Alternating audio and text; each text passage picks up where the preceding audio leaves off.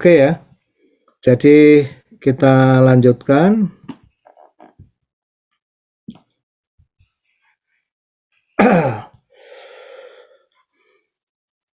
Jadi ini contoh kasus kenapa filsafat sains itu perlu ya, induksi versus deduksi. Nah, sebelum Karl Popper, metode sains yang sangat kuat dan menjadi mainstream sebelum tahun 1939 itu adalah induksi. Jadi mainstreamnya filosofi of science itu induksi. Karl Popper adalah salah satu ahli filsafat sains, mengangkat masalah ini dan membuktikan bahwa secara filosofis bahwa sains berdiri di atas induksi adalah absurd. Ini dasar ya, karya Karl Popper itu memang luar biasa sekali. Ada beberapa koreksi dasar yang diberikan oleh Karl Popper ya. Jadi kalau kita bereksperimen bahwa besi kita panaskan memuai, besi kedua kita panaskan memuai, besi ketiga kita panaskan memuai, terus kita simpulkan semua besi kalau dipanaskan memuai. Ini cara penyimpulan induksi seperti ini menurut Karl Popper itu absurd, karena berapapun besi yang kita panaskan memuai itu, masing-masing besi yang dipanaskan itu sebetulnya adalah kebenaran partikular. Dia tidak akan pernah bisa kita angkat menjadi kebenaran universal. Dalam filsafat itu disebut the fallacy of overgeneralization. Tapi Karl Popper kemudian memberikan sebuah framework baru, ini yang hebat ya. Nah, dia mengembalikan sains itu nggak perlu pakai induksi. Tapi sains itu sebetulnya deduksi disertai dengan falsifikasi. Jadi ketika kita menguji 3 buah atau 10 buah atau 100 buah besi dipanaskan memuai, menurut Karl Popper kita bisa menghipotesakan, oh, besi itu kalau dipanaskan ya somehow dia akan memuai. Ada kata-kata somehow ya. Kelihatannya dia itu akan memuai. Nah, terus pengujian eksperimental dilakukan gitu.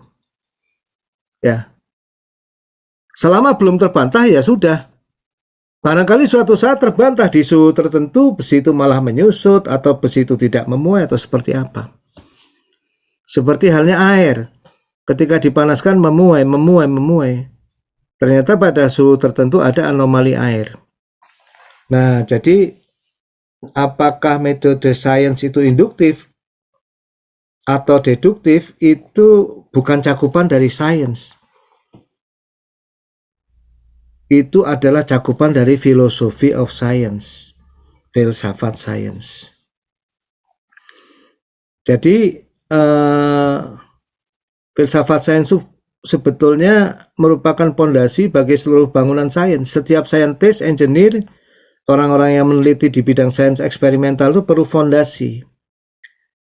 Kalau kata Jujun Surya Sumantri, Profesor Jujun dalam bukunya, filsafat sains itu diibaratkan seperti pasukan marinir yang merebut pantai. Sains itu pasukan infanteri yang mendarat dan meneruskan misi. Mempelajari filsafat sains artinya berendah hati dan mengevaluasi segenap knowledge yang kita ketahui, segenap sains yang telah kita ketahui, di mana sebetulnya batas sains itu, dari manakah ia berhenti, kemana saya harus berpaling di batas ketidaktahuan ini, apa kelebihan dan kekurangan ilmu. Ya, sama tadi Pak Eki ya, nanti filsafat matematika misalnya, sebagai bagian dari filsafat sains formal. Matematika itu tricky Pak. Dia memang benar menggunakan kata membuktikan, boleh, tapi kalau orang yang lebih bijak, menghindari kata-kata proof. Dia biasanya menggunakan kata-kata show. We have shown, ya, kita telah menunjukkan bahwa gitu.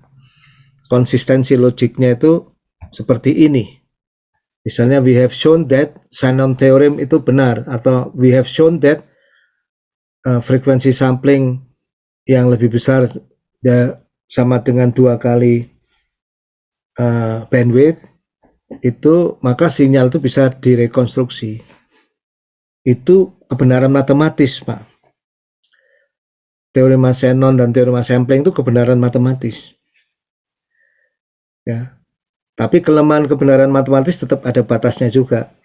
Batas utamanya di aksioma, Pak. Nah, itu menarik itu ya. Semua ilmu matematik apapun, semua kebenaran apapun itu bermula dari aksioma. Ya. Itu nanti akan ada tulisan khusus dari Kurt Gödel yang sangat terkenal ya. Itu juga filsuf sangat terkenal abad 20. Oke ya, jadi ini sebagai background dari filsafat sains.